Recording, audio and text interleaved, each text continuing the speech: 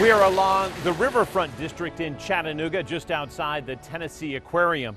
But steps from where I'm standing is a museum dedicated to the recipients of America's highest award for valor in combat, the National Medal of Honor Heritage Center. You can come over here to the globe and you can actually start searching for Medal of Honor recipients. In the first exhibit hall, an interactive globe maps battlefields around the world where America's most select group of warriors earn the highest military award for valor in combat.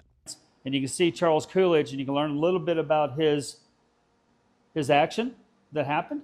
We'll learn more about East Tennessee native and museum namesake Charles Coolidge later in the exhibit. Since the outbreak of the Civil War in 1861. First, a film recounts the rarity of the honor. Out of the more than 41 million who have served in America's military, barely 3,500 troops have received the Medal of Honor.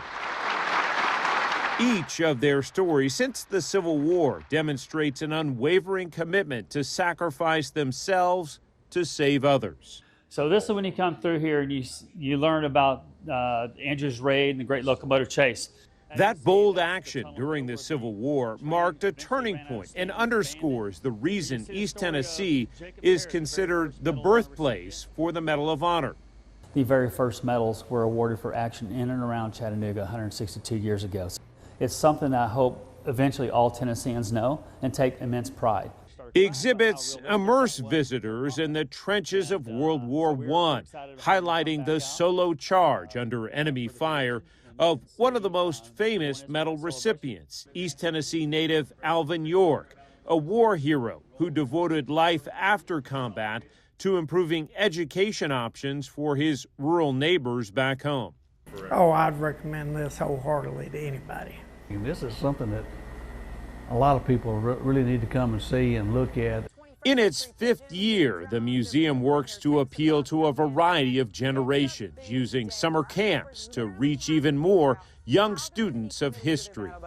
Making sacrifices with the resources they have and employing all of the other character values that we talk about that are associated with the Medal of Honor. You'll push a button and you'll actually hear a recipient talk about patriotism. I was taught from the early age, simply because of a committed, dedicated, patriotic school teacher, to love my country. His actual Medal of Honor is actually here. A rock wall depicts combat medic and longtime East Tennessee resident Desmond Doss, the subject of the feature film Hacksaw Ridge. Private Doss, you are free to run into the hellfire of battle without a single weapon to protect yourself.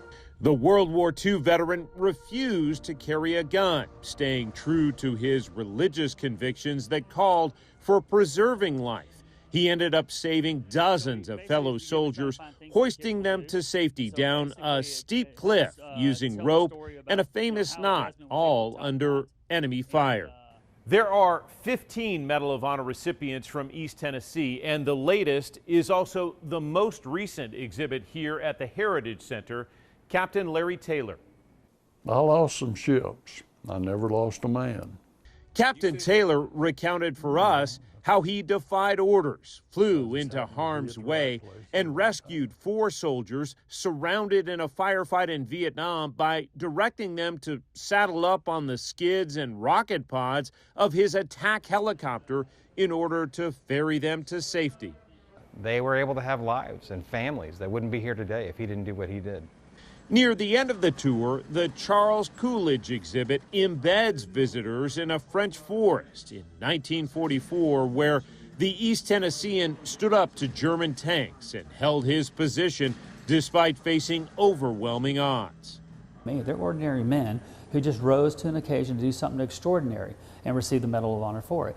The overall theme of the museum: these are American war stories representing life lessons, sacrifice, integrity, courage, extend beyond any battlefield.